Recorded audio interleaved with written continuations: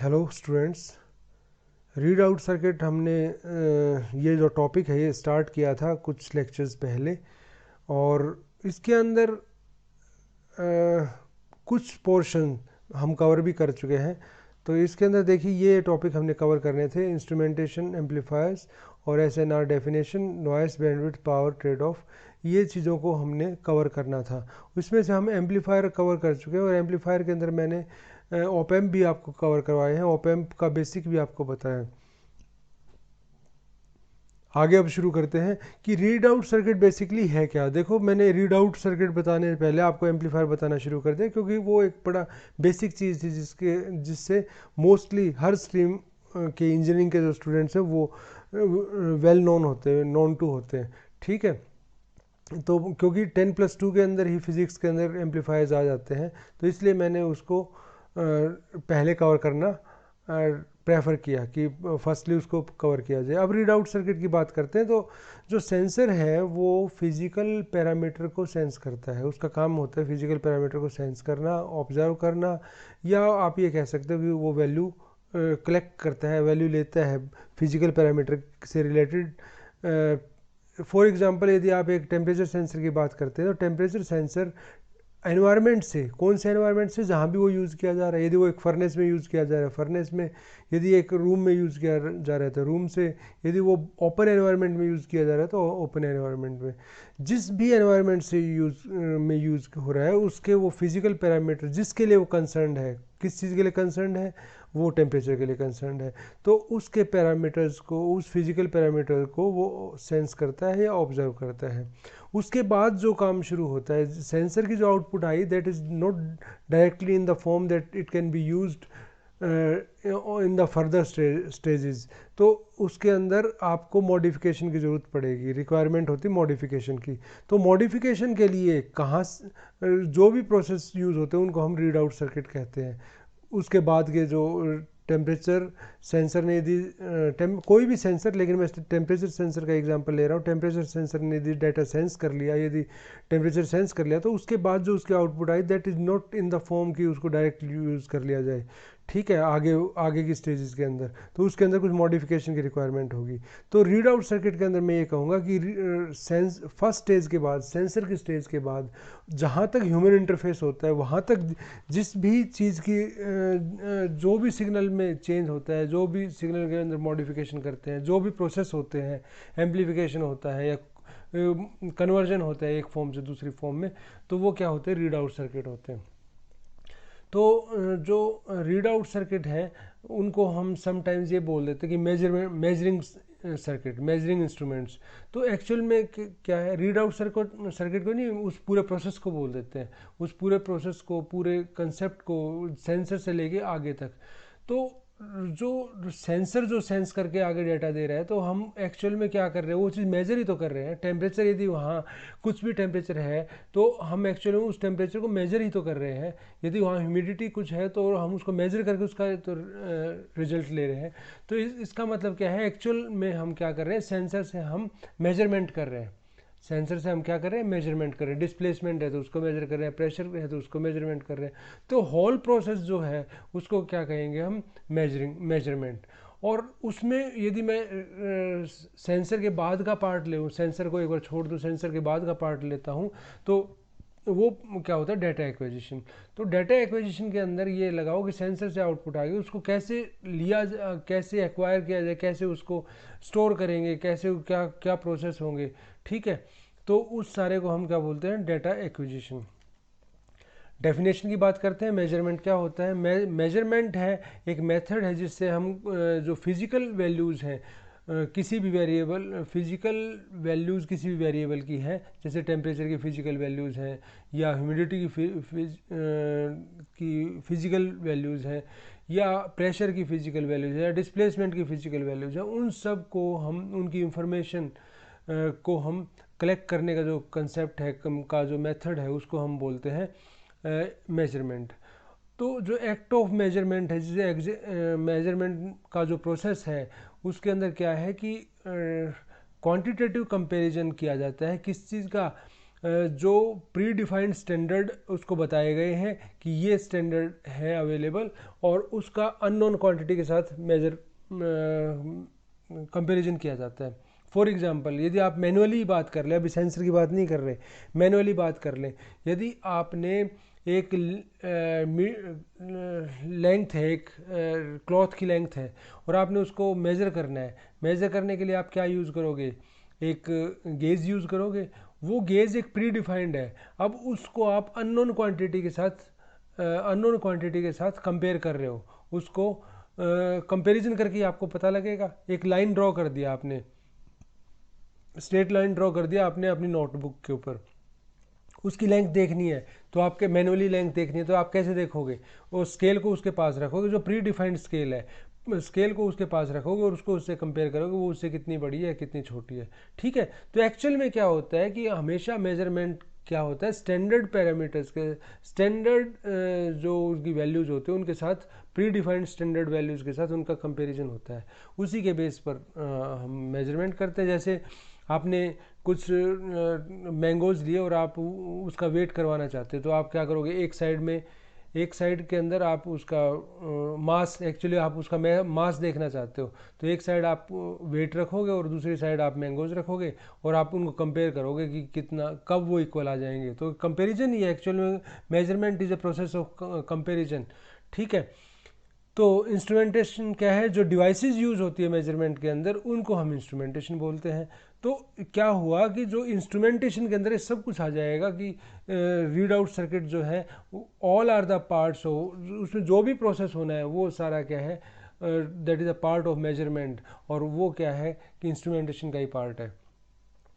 अब इसमें physical quantity क्या है, कुछ टर्मिनोलॉजीज हैं, उसमें फिजिकल क्वांटिटी क्या है, फिजिकल क्वांटिटी वो है जिसको हमने मेजर करना है, जो जो वेरिएबल अवेलेबल है, उसके अंदर प्रेशर हो सकता है, टेम्परेचर हो सकता है, मास हो सकता है, लेंथ हो सकता है, और भी डिस्प्लेसमेंट भी हो सकता है। ठीक है, या और भी पैरामीटर्स उसके अंदर हो सकते हैं। ठीक है, उसके बाद है data.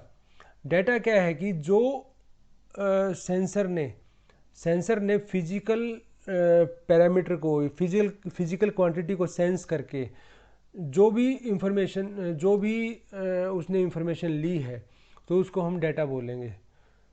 Information obtained system from the instrumentation या measurement as the result of measurements made by the physical quantities. ठीक है, फिजिकल क्वांटिटीज़ के को मेजर करते हो जो इन्फॉर्मेशन ली गई उसको डाटा बोलते हैं। और इन्फॉर्मेशन क्या होती है, फिर डाटा को जब कैलिब्रेशन कर दिया जाता है, कैलिब्रेट कर लिया जाता है, तो उसमें न्यूमेरिकल रिलेशनशिप आता है फिजिकल क्वांटिटी के साथ। मीन्स फिर हम न्यूमेरिकल फॉर्म में बताएंगे, हाँ जी ये जो क्लॉथ है इसकी लेंथ 8 मीटर है, तो न्यूमेरिकल पैरामीटर आ गया, एक न्यूमेरिक आ गया वहाँ, तो उस न्यूमेरिक रिलेशनशिप जो होता है उसको हम बोलते हैं इंफॉर्मेशन। उसके बाद है पैरामीटर। पैरामीटर के अंदर क्या है कि फिजिकल क्वांटिटी को हम उसके physical quantity with in defined limits, हम उसकी लिमिट डिफाइन कर देंगे कि इस लिमिट के अंदर वो होना चाहिए, वो है 2000 पैरामीटर। हर एक पैरामीटर के लिमिट्स होती हैं कि आपको बाहर अपने सराउंडिंग में देखोगे तो टेम्परेचर की रेंज ये मिल सकती है, ह्यूमिडिटी का रेंज ये होगी, इस तरीके से। पर्पज़ ऑफ मेजरमेंट सिस्टम क्या होगा, प्रोसेस, देखिए यहाँ आप क्लियरली देख रहे हैं, प्रोसेस इनपुट है, उसके बाद इनपुट के बाद मेजरमेंट सिस्टम है, और उसके बाद आउटपुट है। देखिए मैं ये चीज़ आपको पहले ही बता चुका हूँ कि जो भी फिजिकल पैरामीटर है, जो भी फिजिकल जो एनवायरनमेंट के अंदर फिजिकल पैरामीटर है, चाहे वो प्रेशर, टेम्परेचर, मास, कुछ भी हो, तो वो एक प्रोसेस वो एक चीज़ अवेलेबल है। ठीक है, वहाँ से क्या होगा कि हम उसको वेरिएबल की वैल्यू पिक करेंगे, वेरिएबल की इसको मेजरेंट बोलते हैं, उसकी वैल्यू पिक करेंगे। वैल्यू पिक करने के बाद वो किस में जाएगा, किसके थ्रू वैल्यू पिक करेंगे, वो मेजरमेंट सिस्टम के थ्रू करेंगे। उस मेजरमेंट सिस्टम में कहाँ से कहाँ तक का, जब आप वहाँ एक सेंसर लेते हो, उससे लेके जब वो अवेलेबल हो जाता है किसके लिए, टू बी रीड आउट, मतलब जो उसको वो रीड आउट करने के लिए अवेलेबल हो जाता है बाय द ऑब्जर्वर, जब उसको ऑब्जर्वर रीड आउट करने के लिए रेडी है, वो फाइनल उसको तैयार कर दिया है कि भाई अब रीड आउट करने के लिए रेडी है, तब तक के प्रोसेस को हम बोलते हैं मेजरमेंट प्रोसेस।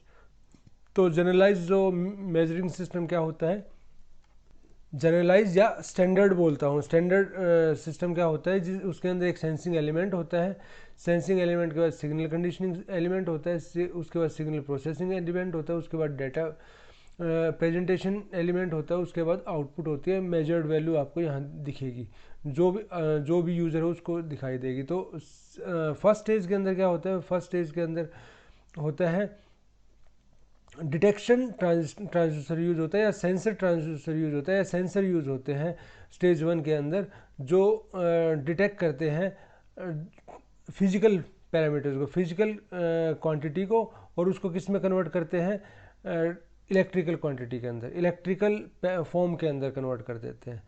ठीक है, उसके बाद क्या आता है, आउटपुट जो उसकी अवेलेबल है, जो इसकी आउटपुट जो आई वो उसको क्या करते हैं, एक प्रॉपर सिग्नल कंडीशनिंग करते हैं, सिग्नल कंडीशनिंग स्टेट, एक उसको प्रॉपर फॉर्म में, जैसे उसको किसी भी, आप ये मान लो कि एनालॉग है, डिजिटल है, एक्चुअल में तो जो हम फिजिकल एनवायरनमेंट से जो पैरामीटर उठाते हैं, जब हम पैरामीटर पिक करते हैं, रीड करते हैं, तो एक्चुअली में तो वहाँ सारी एनालॉग एनालॉग ही आपको रीडिंग्स मिलेंगी, लेकिन स्टिल एनालॉग सिग्नल्स मिलेंगे, सॉरी एनालॉग सिग्नल मिलेगा, लेकिन एनालॉग सिग्नल ना भी हो, वहाँ डिजिटल सिग्नल भी हो, व्हाट एवर इट इज़, तो उसको एक नेक्स्ट स्टेज के लिए यूजेबल, नेक्स्ट स्टेज यूज़ कर सके, उसके लिए वो उस फॉर्म में हो कि नेक्स्ट स्टेज के लिए यूज़फुल हो, तो उस स्टेज में कन्वर्ट करने को हम क्या बोलते हैं, सेकंड स्टेज बोलते हैं, सिग्नल कंडीशनिंग एलिमेंट। ये क्या करते हैं कि सिग्नल को नेक्स्ट स्टेज के कंपेटिबल बनाते हैं। उसके बाद नेक्स्ट स्टेज क्या है, सिग्नल प्रोसेसिंग। उसके अंदर सिग्नल प्रोसेसिंग के अंदर क्या किया, उसके अंदर उसको रिकॉर्ड किया या डिस्प्ले किया या कुछ भी उसके अंदर जो चीज़ है वो हमने की, उसमें जो प्रोसेस किया है, एम्पलीफाई करना है या कुछ भी चीज़ किया है। तो मेन 3 स्टेज हैं, स्टेज 1, स्टेज 2 और स्टेज 3। स्टेज 1 के अंदर ये चीज़ आ जाएगी, स्टेज 2 के अंदर ये दोनों चीज़ आ जाएंगे, और स्टेज 3 के अंदर ये आ जाएगी। ठीक है, स्टेज 1, स्टेज 2 और स्टेज 3 सिग्नल कंडीशनिंग, स्टेज 2 के अंदर ये दोनों चीज़ें आ जाएंगे। उसके स्टेज 3 में डाटा प्रेजेंटेशन एलिमेंट, वो डाटा प्रेजेंट कर देंगे वहाँ। ठीक है, सिग्नल प्रोसेस करने के बाद उसके बाद आता है सिग्नल कंडीशनिंग की बात देखते हैं। सिग्नल कंडीशनिंग के अंदर क्या होता है, अब जो हम पढ़ेंगे, जो सिग्नल कंडीशनिंग और उसके बाद सिग्नल प्रोसेसिंग वगैरह, वो सब चीज़ें पढ़ेंगे।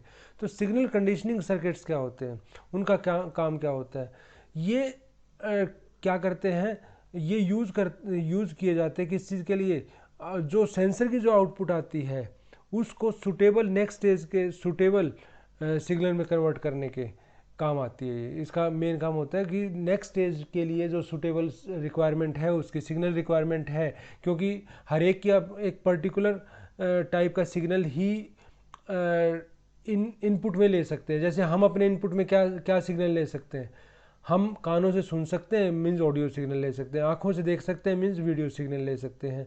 ठीक है, स्किन से हम सेंस कर सकते हैं, तो इस तरीके से हम, और या टेस्ट कर सकते हैं। तो ये डिफरेंट, हम इलेक्ट्रिकल सिग्नल की यदि हम बात करें तो इलेक्ट्रिकल सिग्नल को हम देख नहीं सकते, लेकिन सेंस कर सकते हैं उसको, जब हमारी बॉडी के ऊपर लगेगा तो सेंस हो जाएगा। तो क्या है कि डिफरेंट जो डिवाइसेस होती हैं, डिफरेंट जो एलिमेंट्स होते हैं, सर्किट एलिमेंट्स होते हैं, उनका इनपुट सिग्नल कंपैटिबिलिटी डिफरेंट होती है। मींस कोई किसी टाइप के सिग्नल को लेगा, कोई किसी टाइप के सिग्नल को लेगा, कोई एनालॉग को लेगा, कोई डिजिटल को लेगा, कोई लो वोल्टेज सिग्नल लेगा, कोई हाई वोल्टेज सिग्नल लेगा। ठीक है, अब बात ये आती है कि सिग्नल कंडीशनिंग की नेसेसिटी क्यों है, सिग्नल कंडीशनिंग की ज़रूरत क्यों पड़ती है। सिग्नल बहुत ज़्यादा नॉइजी हो सकता है क्योंकि इलेक्ट्रोमैग्नेटिक इंटरफेरेंस के कारण, तो उसको इम्प्रूव करने के लिए सिग्नल बहुत छोटा हो सकता है, मिली वोल्ट रेंज का भी हो सकता है। जब मैंने आपको बताया था कि जब किसी भी सेंसर की जब आउटपुट आती है तो या तो वो बहुत लो भी हो सकती है, बहुत हाई भी हो सकती है।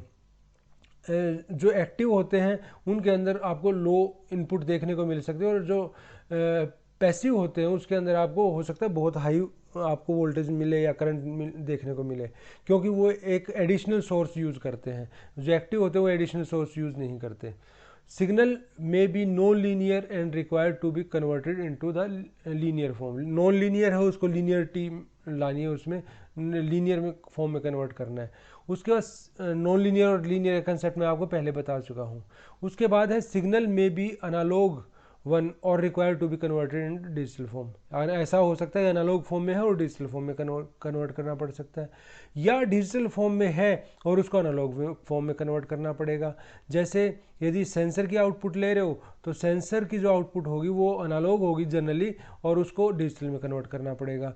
और यदि मैं एक्चुएटर की बात करूं तो एक्चुएटर के अंदर जो इनपुट होगी वो क्या होनी चाहिए, एनालॉग फॉर्म में होनी चाहिए। तो जो आपके सिस्टम से जो आउटपुट आ रही है वो डिजिटल फॉर्म में आ रही है, उसको एनालॉग फॉर्म में कन्वर्ट करना पड़ेगा। ठीक है। या हम किसी डिजिटल सिग्नल को ही इम्प्रूव करना चाहते हैं, उसकी क्वालिटी इम्प्रूव करना चाहते हैं, तो उसके लिए हम डिजिटल सिग्नल प्रोसेसिंग यूज़ करते हैं। ठीक है। तो ये प्रोसेसिंग मेथड उसमें यूज़ होते हैं। Process adopted in signal conditioning, कौन कौन से प्रोसेस इसमें यूज़ होते हैं? जैसे प्रोटेक्शन है, सबसे पहले क्या चीज़ है, प्रोटेक्शन।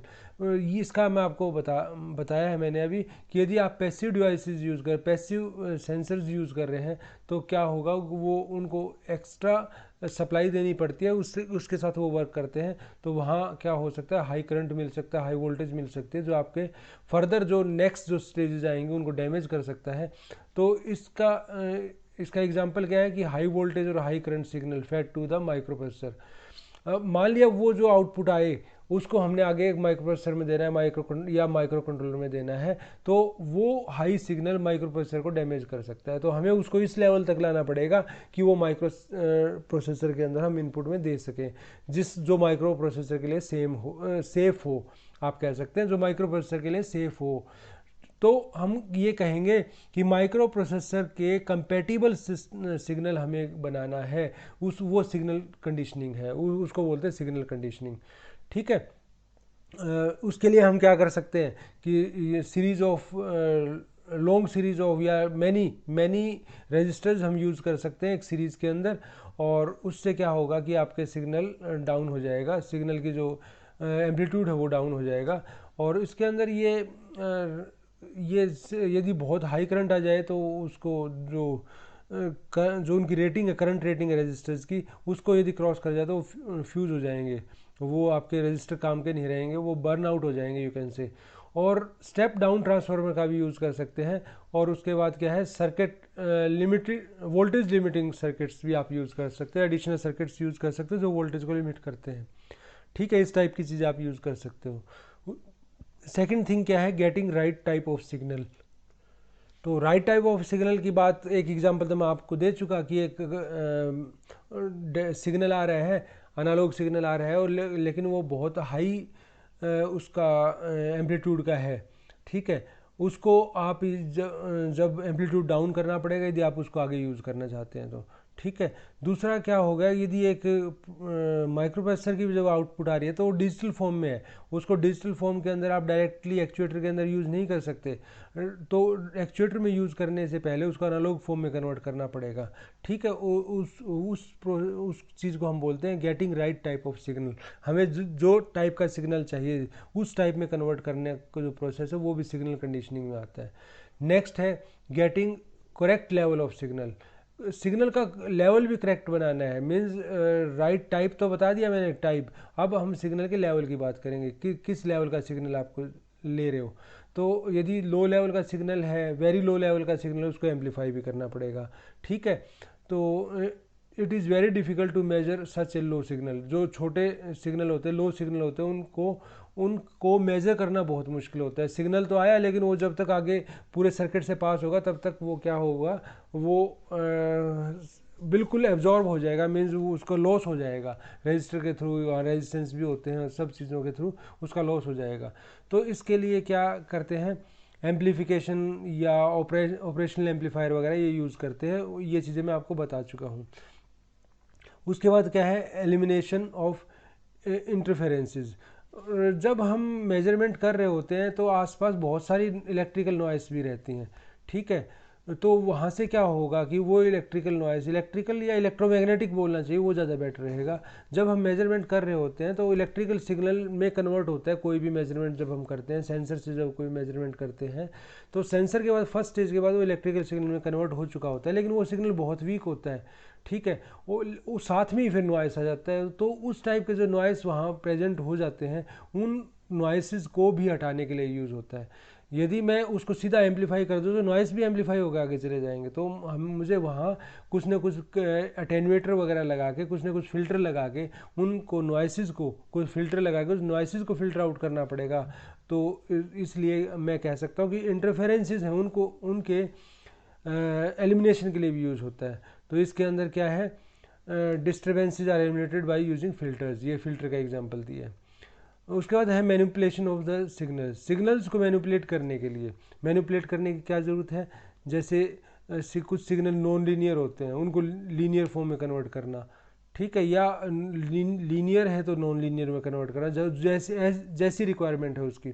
आपको एक एग्जांपल देता हूँ, आपकी एक फ़ोटो है, आप यदि उसको जूम करके देख रहे हो तो इसका मतलब क्या है, एक फ़ोटो को यदि आप मोबाइल कैमरा में एक फ़ोटो है और उसको आप जूम करके देख रहे हो तो इसका मीनिंग क्या है, इसका मीनिंग यही है कि आप उसको मैनिपुलेट करके देख रहे हो, मैनिपुलेशन कर रहे हो। और मैनिपुलेशन करने आपने तो जस्ट उसको क्या किया, एक दो फिंगर्स की हेल्प से करके उसको एक्सट्रैक्ट करके देखने शुरू कर दिया, जूम करके देखना शुरू कर दिया मोबाइल के अंदर, लेकिन उसके पीछे कितना प्रोग्राम रन हो रहा है वो आपको नहीं पता कि उसके अंदर क्या होगा, जो कि पूरी स्क्रीन पे पहले पूरी पिक आ रही थी और अब पूरी स्क्रीन के ऊपर आपका फेस आ रहा है, तो उसके अंदर क्या पीछे क्या प्रोग्राम चल रहा है वो चीज़ आपको नहीं पता, ठीक है। उसके अंदर इमेज प्रोसेसिंग के कंसेप्ट चलते हैं, इमेज प्रोसेसिंग का प्रोसेस यूज़ होता है। तो यहाँ क्या होगा, हम मैनिपुलेशन ऑफ सिग्नल्स की बात बोलते हैं कि मैनिपुलेशन ऑफ सिग्नल्स बोलेंगे उस सारे को हम। उसके बाद क्या है, functions of signal conditioning equipments, signal conditioning equipment के फंक्शंस क्या क्या है। सबसे पहली चीज़ है एम्पलीफिकेशन, जो हम कर चुके हैं, एम्पलीफायर्स हम कर चुके हैं। उसके बाद आता है मॉडिफिकेशन और मॉड्यूलेशन, हम उसके बाद मॉड्यूलेशन करते हैं, जैसे सिग्नल की फॉर्म चेंज करनी है, स्मूथ करना है उसको, लिनराइज करना है या फिल्टर करना है या एक फॉर्म से दूसरे फॉर्म में कन्वर्ट करना है, तो वो सब चीज़ हम यहाँ करते हैं।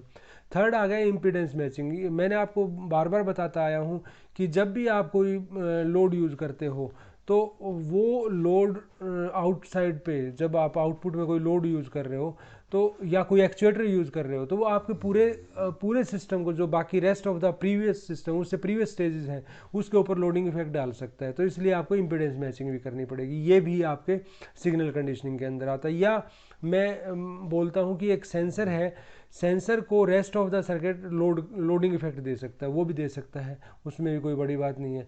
तो उस चीज़ को भी कंट्रोल करना है आपने, उसको भी आपने इम्पीडेंस मैचिंग के थ्रू कंट्रोल करना है कि वो लोडिंग इफेक्ट ना आए किसी भी मीन्स, एक कोई भी, ये तो मैं एक सिग्नल कंडीशनिंग की बात कर रहा हूँ। हमेशा याद रखना कि जब भी आप इलेक्ट्रॉनिक सिस्टम्स की बात करोगे, इलेक्ट्रॉनिक सर्किट्स की बात करोगे, तो हमेशा एक स्टेज को आपको दूसरी स्टेज से बचाना है कि वो उसके ऊपर लोडिंग इफेक्ट ना डाल दे। याद रखना इस चीज़ को, किसी भी स्टेज के ऊपर जब आप एक बहुत लंबी चौड़ी सर्किट डिज़ाइन करने जा रहे हो तो कई एम्पलीफाइंग स्टेज यूज़ होंगी, एम्पलीफिकेशन स्टेज यूज़ होंगी, फिल्टर स्टेज यूज़ होंगी, हर चीज़ यूज़ होगी, तो आपको हर एक स्टेज को दूसरी स्टेज से बचाना है कि वो उसके ऊपर लोडिंग इफेक्ट ना डाले। तो उसके लिए हम इम्पीडेंस मैचिंग यूज़ करेंगे। उसके बाद है डेटा प्रोसेसिंग, जो डेटा आ गया उसको प्रोसेस करना पड़ता है, उसको रिकॉर्ड करना पड़ता है, मीन्स रिकॉर्ड करने से पहले उसके मैथमेटिकल ऑपरेशंस होते हैं उसके अंदर, फूरियर ट्रांसफॉर्म लगाना, फूरियर सीरीज़ का यूज़ करना, या उसके अंदर समेशन करना, या प्रोडक्ट करना, या डिवीजन करना, या सब्ट्रैक्ट करना, या उसका इंटीग्रेशन करना, या उसका डिफरेंशिएशन करना, ये सारा प्रोसेस इसके अंदर डेटा प्रोसेसिंग के अंदर आता है। उसके बाद आता है डेटा ट्रांसमिशन। डेटा ट्रांसमिशन का मीनिंग है कि आप एक लोकेशन के ऊपर डाटा ले रहे हो और उसको ट्रांसमिट करते हो, डाटा लेने के बाद ट्रांसमिट करते हो जहाँ उसको रीड आउट होना है, जहाँ उसको एक्चुअल में यूज़ होना है, रीड आउट ना कह के मैं कहूँगा जहाँ एक्चुअल में यूज़ होना है उसको। डाटा एक्वायर तो एक जगह किया, लेकिन वो रीड या आप यूज़र किसी दूसरी जगह बैठा हुआ है, तो आप उसके लिए आप यूज़ करोगे, क्या चीज़ यूज़ करोगे। फर्स्ट है इंजेन्युटी। इंजेन्युइटी का मतलब है कि जो भी आप डाटा ट्रांसमिट करने वाले हो या जो भी आप डाटा आपके काम का है वो इस तरीके से हो कि वो नेक्स्ट स्टेज के ऊपर बहुत अच्छे से उसको यूज़ किया जा सके, बहुत मीन्स ओरिजिनली और इन्वेंटिव मेथड से उसको यूज़ किया जा सके। ठीक है, इसका मीनिंग ये है। और नेक्स्ट है प्रॉपर सिलेक्शन ऑफ कंपोनेंट्स। वहाँ उसके जो कंपोनेंट्स हैं वो आप कौन से कंपोनेंट्स यूज़ करोगे उसको ट्रांसमिट करने के लिए। उसके बाद क्या है, फेथफुल रिप्रोडक्शन। जो आपने डाटा ट्रांसमिट कर दिया उसको नेक्स्ट स्टेज के ऊपर फेथफुल रिप्रोडक्शन होना चाहिए। मीन्स जैसा सिग्नल वहाँ हमने ट्रांसमिट किया है वैसा ही सिग्नल वहाँ रिप्रोड्यूस हो। ऐसा ना हो कि उसमें कोई नॉइस आ जाए, उसमें कोई सर्ज वोल्टेज आ जाए, सर्ज सिग्नल आ जाए, ऐसा नहीं होना चाहिए। या सिग्नल एब्जॉर्ब हो जाए, इस टाइप का ना हो। उसका रिप्रोडक्शन फेथफुल रिप्रोडक्शन हो। उसके बाद आते हैं हम टाइप ऑफ एम्पलीफायर्स की बात करते हैं। इलेक्ट्रिकल एम्पलीफायर्स तो हम पढ़ चुके हैं। मैंने उस टाइम जब मैं इलेक्ट्रिकल एम्पलीफायर पढ़ा रहा था तब मैंने आपको बताया था और भी हम डिफरेंट टाइप के एम्पलीफायर पढ़ेंगे। तो और एम्पलीफायर कौन से, हालांकि जो ये these type of amplifiers are not so common, क्योंकि इनकी अपनी बहुत सारी लिमिटेशंस हैं, इसलिए ये कॉमन नहीं है। लेकिन स्टिल मैं एक इंट्रोडक्शन दे रहा हूँ आपको कि आपको पता लग जाए कि इस टाइप के एम्पलीफायर हो सकते हैं। तो इसके अंदर हम जो मैकेनिकल एम्प्लीफिकेशन की जब हम बात करते हैं उसमें लिंकेज है, गियरिंग है, कैन्स हैं, ये इस टाइप के हम एम्पलीफायर्स की बात करते हैं। इनका यूज़ कैसे होता है वो आगे दिखाऊंगा। तो इसके लिए अपनी लिमिटेशन है, डिसएडवांटेज हैं। वो क्या है कि जनरली जहाँ भी मैकेनिकल की बात करोगे तो वहाँ मैकेनिकल मूवमेंट होने के कारण बहुत सारी चीज़ें रहती है कि इनर्शिया का इफेक्ट रहता है, फ्रिक्शन का इफेक्ट रहता है। जहाँ भी मूविंग पार्ट होगा वहाँ फ्रिक्शन का इफेक्ट तो आएगा ही आएगा, वहाँ इनर्शिया का इफेक्ट तो आएगा ही आएगा। तो इन जो इसके कारण होते हैं उनका जो रिस्पॉन्स है वो पुअर हो जाता है। उसके बाद है electrical signal conditioning. Electrical signal conditioning के अंदर क्या क्या क्या चीज़ आती है, converting resistance changes to the voltage change. कोई भी कहीं रेजिस्टेंस का चेंज आ रहा हो तो उसको वोल्टेज चेंज में कन्वर्ट करना, या सब्ट्रैक्टिंग ऑफसेट वोल्टेज को सब्ट्रैक्ट करना, और इंक्रीजिंग सिग्नल वोल्टेजेस, सिग्नल की वोल्टेज को इंक्रीज करना, या रिमूविंग अनवांटेड फ्रीक्वेंसी कंपोनेंट्स। ये सब चीज़ हम कर चुके हैं। ईज ऑफ पावर एम्पलीफिकेशन को ईजी बनाता है ये। ठीक है, additional power may be fed to the system to provide the greater output power than the input to be user of the. Additional power दी जाती है, जैसे हम एम्पलीफायर की बात करें तो एडिशनल पावर देनी पड़ती है हमें कि उसका सिग्नल लेवल इंप्रूव करने के लिए, so that we can get more power. Amplification क्या है कि एम्पलीफायर क्या है, एम्पलीफायर एक डिवाइस है जो किसी भी सिग्नल को, वीक सिग्नल को इंक्रीज करने के लिए या उसका लेवल इंक्रीज करने के लिए हम यूज़ करते हैं। तो क्या है, it may operate on mechanical या ऑप्टिकल या न्यूमेटिक या हाइड्रोलिक या इलेक्ट्रिकल या इलेक्ट्रॉनिक प्रिंसिपल्स के ऊपर वर्क कर सकता है। कितनी चीज़ बता दी मैंने, मैकेनिकल बता दिया, ऑप्टिकल, न्यूमेटिक, हाइड्रोलिक, ठीक है, और इलेक्ट्रिकल या इलेक्ट्रॉनिक। न्यूमेटिक और हाइड्रोलिक तो आप देख ही चुके होंगे कि उसके अंदर, जैसे हमने एक्चुएटर के अंदर एग्जांपल दिया था न्यूमेटिक और हाइड्रोलिक का, तो वहाँ आप देख चुके होंगे कि मैं कैसे पावर को इंक्रीज़ कर रहा था कि जैसे कुछ एक स्मॉल मैसेज सिग्नल आ रहा है पीछे से, और उसके बाद उसको एम्पलीफाई किया जा रहा है किसकी हेल्प से, हाइड्रोलिक सिग्नल की हेल्प से। एक छोटा सा सिग्नल आ रहा है कि लिफ्ट को ऊपर उठाया जाए, तो हाइड्रोलिक प्रेशर क्या करेगा, उस लिफ्ट को ऊपर उठा देगा।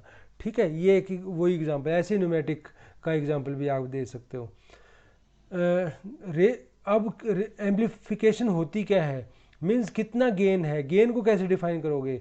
गेन का मतलब है कि input by output by input, वो गेन होता है। तो गेन ऑफ एम्पलीफायर क्या होता है, जी से गेन दिखाया है, I O divide by I O divide by I.